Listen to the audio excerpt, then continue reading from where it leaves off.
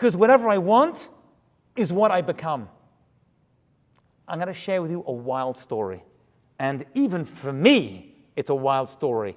I'm a rabbi, right? I don't have a social life. Stories are what I live by. But even this story shocked me. I have a rabbinical colleague, a rabbi I know very well. And he said, Lawrence, have you ever heard of the Tikkun al-amana? I was like, the Tikkun al-amana? The widow's Tikkun? I said, no. Before I tell you the story, let me give you some background. And the background actually is based on a Gemara in Berachot, an unbelievable Gemara, which I learned with my students at the university where I teach. The Gemara tells us of two young girls that died. The Gemara is trying to figure out, by the way, whether the dead are aware of what's happening in this world. And it's a discussion both ways. Along that discussion, it ends up inconclusive, and then the later commentators give a certain peshara compromise. But anyway, the Gemara tells us that these two girls wanted certain things in Gan Eden. They died. And one of them said, oh, I miss my makeup. I need my makeup. And the other one said, oh, I know. I need my hairbrush. Why spirits need these things is a very interesting question. And so they'd kind of figured out that someone's about to die, and they said, maybe we should ask this guy who's about to die to bring us our makeup and our hairbrush so we could do ourselves up. Why do the dead care what they look like?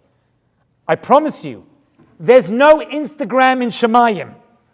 There's no selfies. I promise you. By the way, this whole selfie thing's got out of control as a side point. You know, I had a friend of mine who said he was approached by someone. I never saw this, but he told me about it.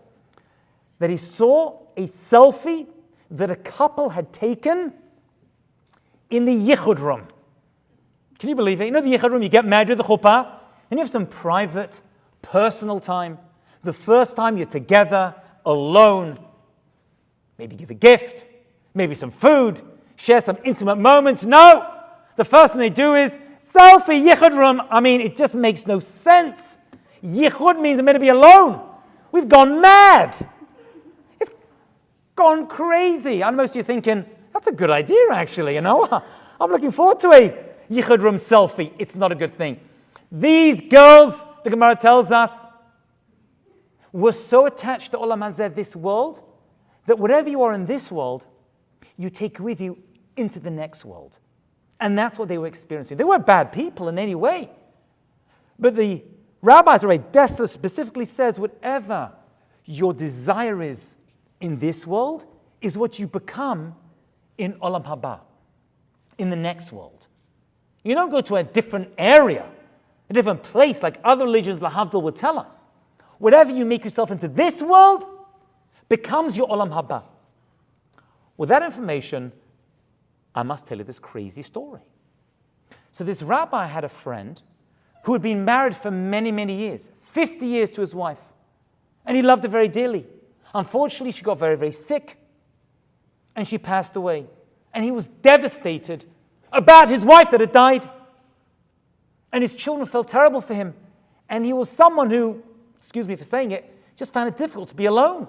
His wife had done everything for him. The guy couldn't cook, he couldn't clean, couldn't do anything. And he needed companionship. And so after the year had finished, he'd finished his year, his own kids said, we need to get you married, Abba. And we think we know the woman who you can marry because she lost her husband recently.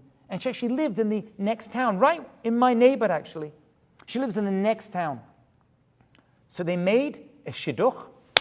It worked. Fantastic shidduch. Right before they got married, he decided to go to the doctor for a full physical to see if he was still, healthy enough to get married. He went to the doctor gave him a full physical. And even at his age, wherever he was in his mid-70s, the doctor said, you are fit as a fiddle, no problem, go get married. He gets married Erev Rosh Hashanah last year. He goes to Rosh Hashanah, Yom Kippur. He goes to Israel with his new wife for Sukkot to be with one of his kids and grandkids who were living in Israel. He had family here and family there. While He's in Israel on Sukkot. He starts to feel a little bit funny. Not so good. It gets worse and worse. He comes home. He goes back to the doctor. They find he has cancer, lo aleinu. It moves very quickly through his body. Within a couple, he doesn't even make it to winter. He's niftar, and he dies. So my friend was somewhere, and this man's daughter was there, and she approaches my friend the rabbi and says, "Do you want to know who killed my father?" What did you just say? Do you want to know who killed what is it, CSI Miami? Do you want to know who killed my father? He's like, I thought he died of natural causes. He goes, he did, but he made a mistake. His wife that he married was married to a man, and this man died, and he killed my father. He goes, how could he kill him? He was dead. He goes, this woman, before she got married, did not do Tikkun al-amana. So my friend who's a rabbi says, I have no idea what that is. I've never heard of it. There is a minhag that before you get remarried, you go to the kever, you go to the grave of the deceased partner, and you ask for a shit. If you can't go to the grave for whatever reason, you get together a minyan, and there is a certain girsa, the certain tefillah you make.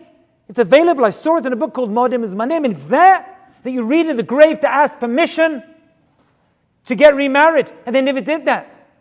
And by the way, this was a big problem in the Jewish world. So big that actually went to a rabbi many, many years ago called the Rashash, from Shemish Rabbi, I think his full name was. And a woman had said, do I need to ask my ex-husband for, my deceased husband for permission before I get... And he says, nah.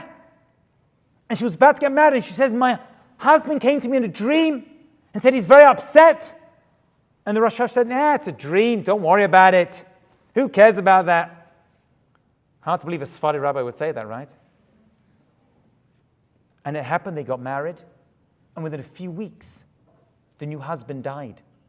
And the Rashash learned about this, and they actually made an official tefillah, an official prayer that is said at the grave in front of a minyan before the couple is married. Whatever you make yourself in this world goes into olam haba. You don't just leave it behind. As the Gemara says, whoever prepares on Erev Shabbat gets to eat on Shabbat. They're not telling you to make your children to chamin on Thursday night or Friday morning. It's not what they're saying. It's saying, prepare yourself in this world to get you into olam haba. My friends, Rosh Hashanah, Yom Kippur, and Sukkot aren't just about this world. Actually, according to Tosfot, it's not about this world at all.